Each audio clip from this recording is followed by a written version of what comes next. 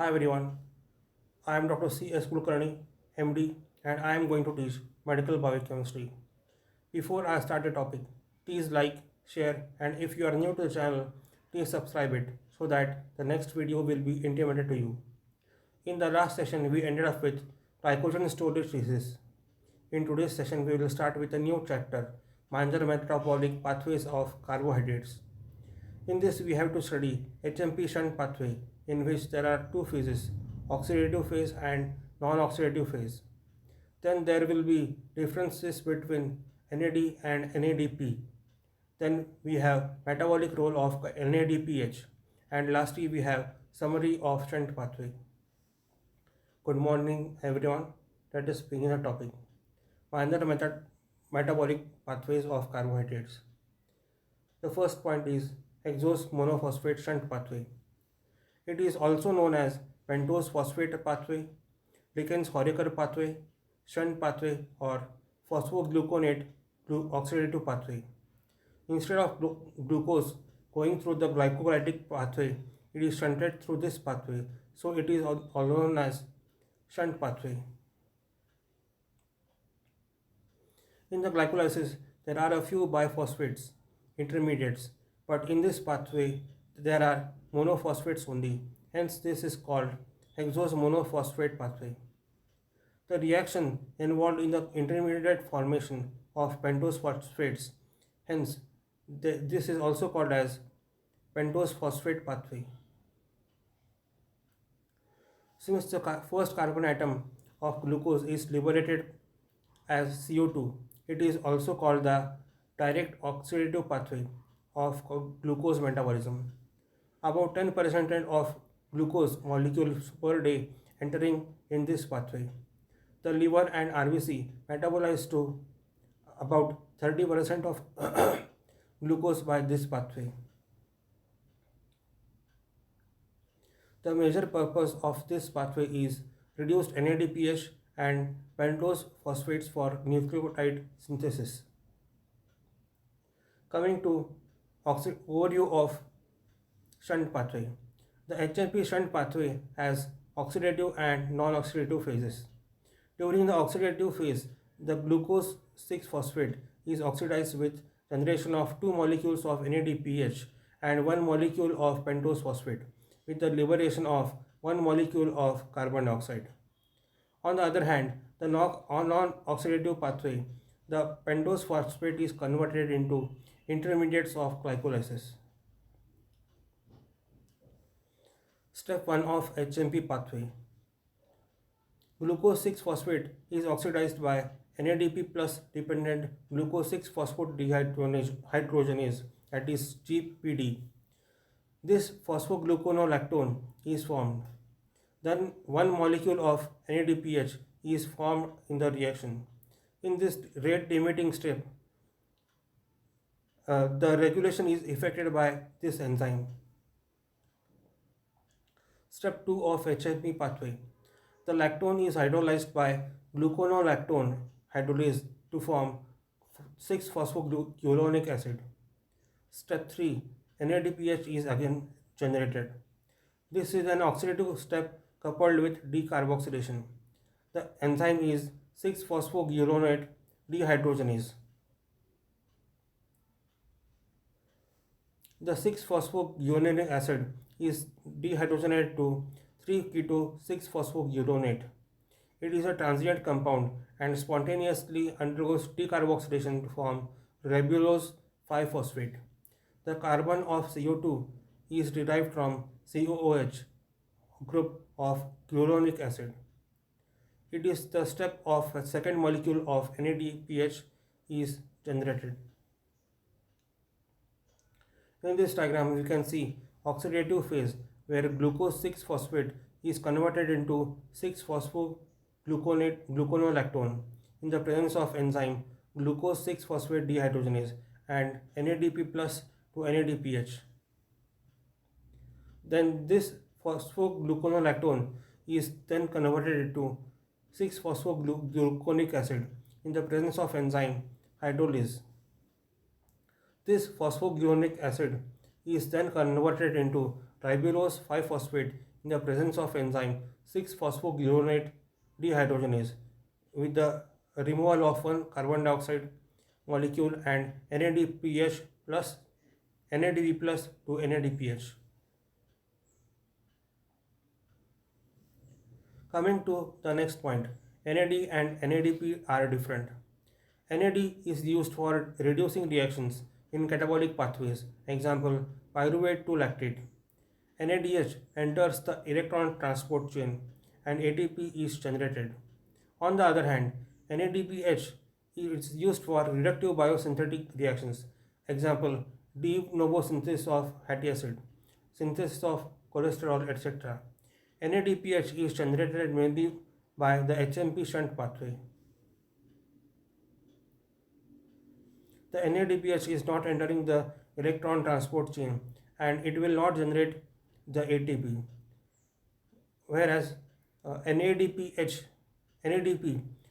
differs from NAD in having an additional phosphate group.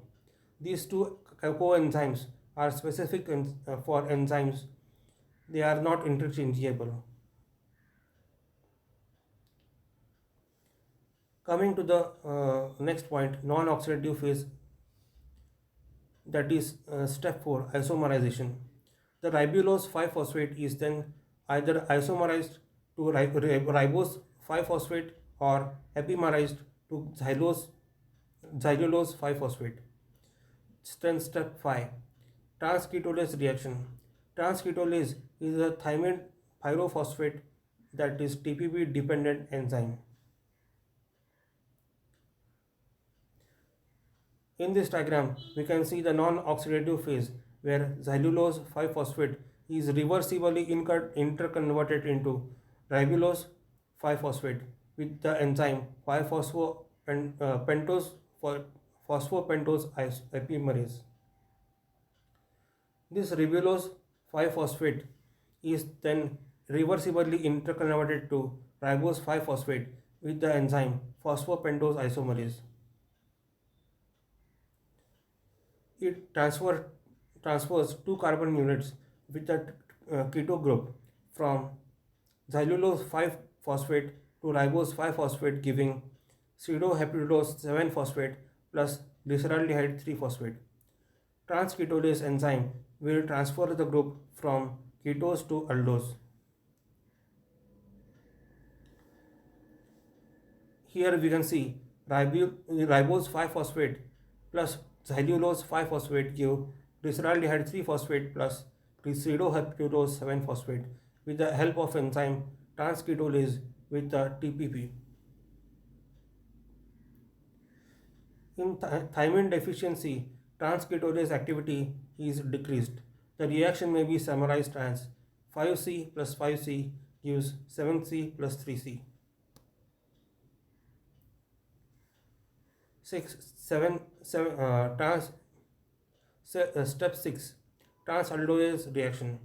It the trans the next group transfer reaction involves the transfer of 3 carbon unit from pseudoheptulose 7-phosphate to glyceraldehyde 3-phosphate to form fructose 6-phosphate. Here the donor is ketose and acceptor is aldose. The summary is 7C plus 3C gives 6C plus 4C.